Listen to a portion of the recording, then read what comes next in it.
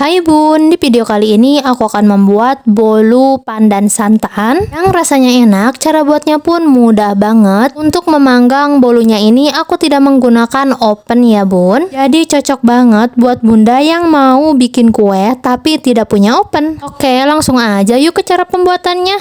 Langkah pertama, masukkan 3 butir telur, gula pasir, setengah sendok teh SP, lalu mixer bertahap dari mulai kecepatan rendah sampai kecepatan maksimal. Memixernya sampai kental putih dan berjenjak ya Bun. Ya Bun, untuk bunda yang baru menemukan channel aku, dukung terus ya channel Intip Dapur Adiba dengan cara like, komen, dan subscribe agar channel Intip Dapur Adiba terus berkembang dan bunda tidak ketinggalan video aku terbaru tentunya ya. Untuk adonannya ini sudah kental putih dan berjenjak.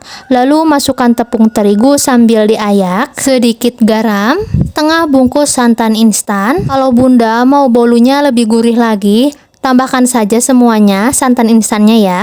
Lalu aduk kembali sampai tercampur merata. Ini memixernya sebentar saja ya, cukup sampai tercampur saja. Lalu ambil beberapa sendok adonan. Nantinya ini untuk motif di atas bolunya ya Bun. Lalu tambahkan minyak goreng 90 ml. Kalau aku ini margarin ditambah minyak goreng.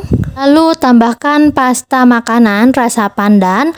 Aduk semua bahan sampai tercampur merata menggunakan spatula. Dan pastikan ya Bun, ini bahannya harus tercampur merata, tidak ada bahan yang mengendap. Untuk tekstur adonan bolunya seperti ini ya, kental tapi pas ditarik tidak putus. Dan untuk adonan yang sedikit tadi, ini aku tambahkan pasta makanan rasa coklat. Nantinya ini adonannya akan aku pindahkan ke piping bag ya. Untuk loyangnya ini sudah aku olesi menggunakan Carlo. Masukkan adonan bolu rasa pandan ke dalam loyang, lalu hentak-hentakan sebentar agar tidak ada udara yang mengendap di adonan ya. Untuk semua bahan, semua takaran sudah aku tulis jelas di kolom description box, jadi tinggal dicek aja ya. Untuk adonan warna coklat akan aku tambahkan di atas adonan warna hijau. Nantinya akan aku bikin motif. Tadinya aku pikir motifnya itu akan berhasil, warnanya akan bagus, tapi kok jadi hasil adonan warna coklatnya itu tidak berbentuk bunga. Kira-kira kenapa ya? Kalau ada yang tahu bisa di komen di bawah ya. Untuk memanggang bolunya ini aku menggunakan teflon serbaguna dan ini sudah dipanaskan terlebih dahulu.